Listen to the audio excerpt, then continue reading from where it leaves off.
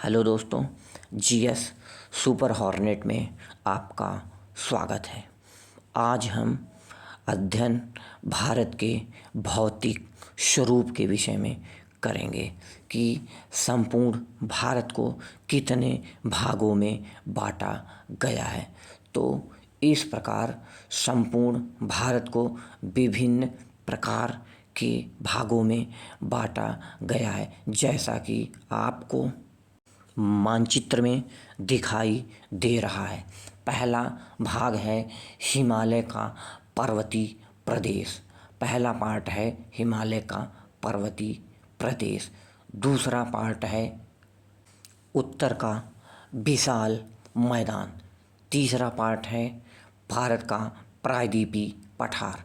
चौथा पार्ट है भारत का तटीय मैदान।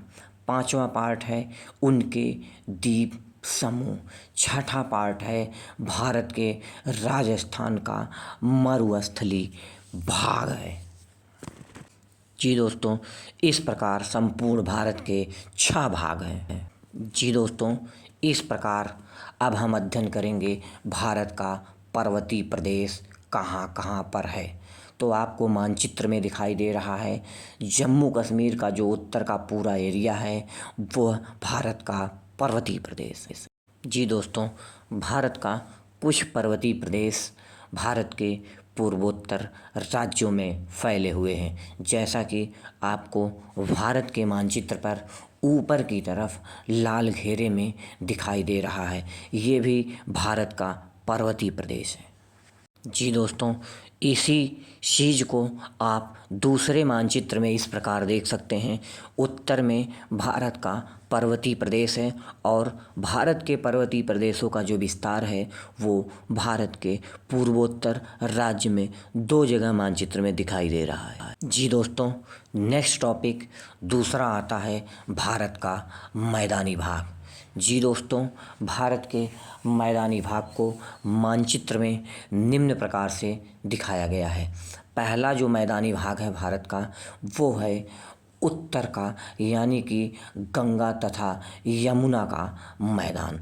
गंगा तथा यमुना का दोआब का जो मैदान है वो मानचित्र में आपको दिखाई दे रहा है। पूरा उत्तर प्रदेश का जो क्षेत्र है वो इस मैदान की श्रेणी में आता है। जी दोस्तों, दूसरा भाग आता है भारत के तटीय मैदानी प्रदेश। तटीय मैदानी प्रदेशों में आपको मानचित्र में दिखाई दे रहा है ये नीचे की तरफ लाल कलर में, ये भारत का पूर्व तटीय मैदान है। भारत के पूर्वी तटीय मैदानों में से एक है। दूसरे तरीके से आप मानचित्र में इस प्रकार से भी देख सकते हैं कि ये मानचित्र में दूसरे रूप से दिखाया गया है भारत का पूर्व तटीय मैदान। इस प्रकार से ये भारत का पूर्वी तटीय मैदान पूरी तरह दिखाई दे रहा है।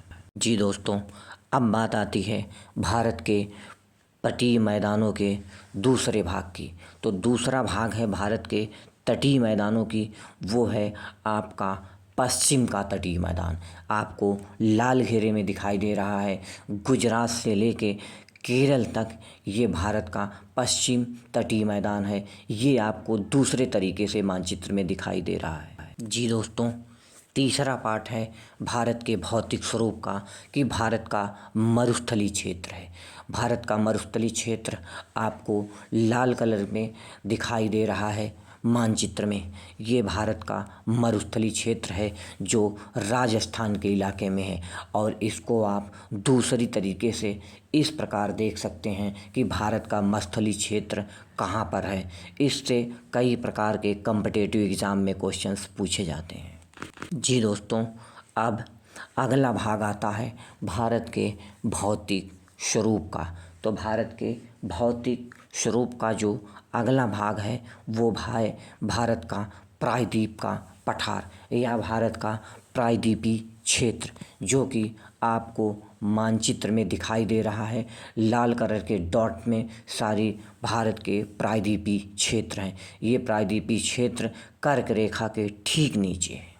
जी दोस्तों, कई बार ये क्वेश्चंस पूछे जाते हैं कि भारत के प्रायद्वीपीय पठार का विस्तार किस रेखा के नीचे है, तो वो रेखा है कर्क रेखा, इसी के नीचे है। जी दोस्तों, भारत के सभी भागों को अब आप एक साथ मानचित्र में देख सकते हैं कि सबसे ऊपर भारत का पर्वतीय क्षेत्र है, वो जिस कलर में दिखाया गया है, ग्रीन कलर में, हरे रंग में दिखाया गया है।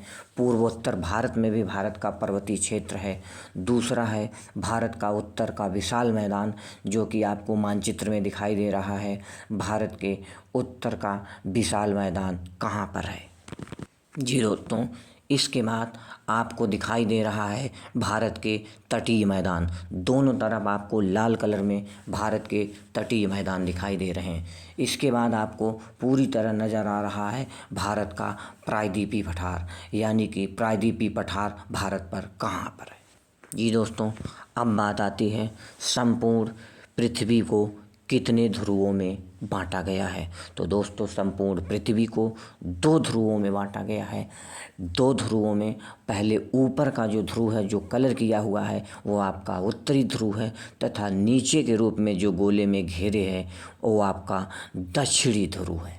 जी दोस्तों, ये सवाल उठते हैं, ये प्रश्न उठते हैं कि इन दोनों ध्रुवों में कौन सबसे ठंडा होता है। जी दोस्तों, तो इन दोनों ध्रुवों में सबसे ज़्यादा जो ठंडा होता है वो आपका दक्षिणी ध्रुव होता है। जी दोस्तों, नेक्स्ट टॉपिक है कि देशांतर रेखाएं पृथ्वी पर कहाँ और किस तरह होती हैं।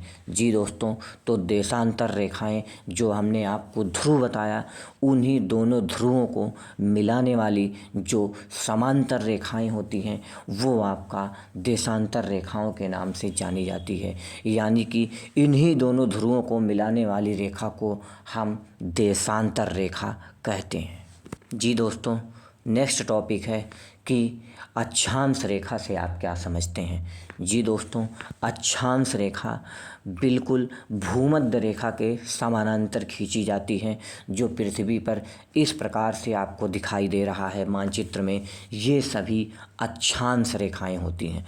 अक्षांश रेखा बिल्कुल भूमध्य रेखा के बिल्कुल समांतर होती है। जी दोस्तों, नेक्स्ट टॉपिक है कि भारत के बीचों बीच से कौन सी रेखा गुजरती है। तो दोस्तों, भारत के बीचों बीच से जो रेखा आपको दिखाई दे रही है, उस रेखा का नाम है कर्क रेखा। इसी से क्वेश्चंस पूछे जाते हैं कि कर्क रेखा भारत के कितने राज्यों से गुजरती है। जी दोस्तों, कर्क रेखा भारत के 8 राज्यों से पूरी तरह गुजरती है।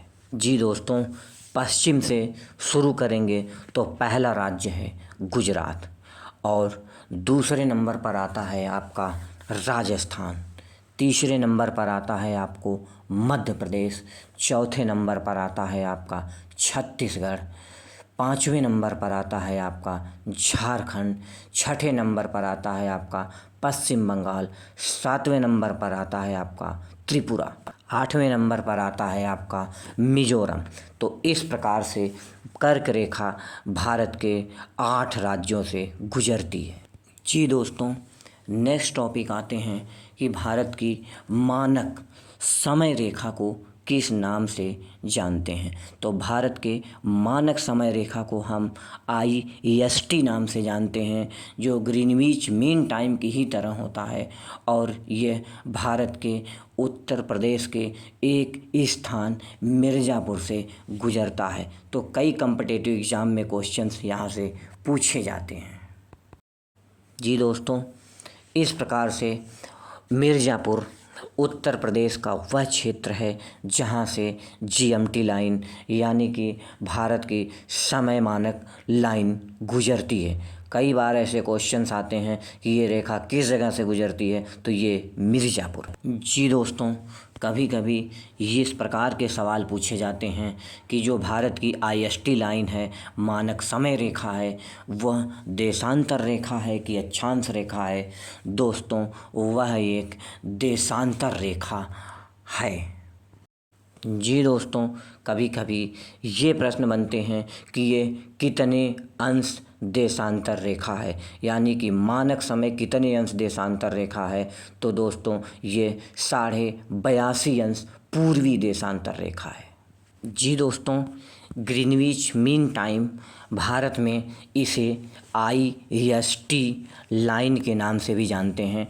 तो ये क्वेश्चंस आते हैं, भारत की समय रेखा को क्या बोलते हैं? तो भारत की समय रेखा को IST लाइन बोलते। जी दोस्तों, इसी के साथ मैं वीडियो को समाप्त कर रहा हूँ। चैनल को सब्सक्राइब कर लीजिए, शेयर करिए हमारा ये वीडियो अगर पसंद आया हो। धन्यवाद।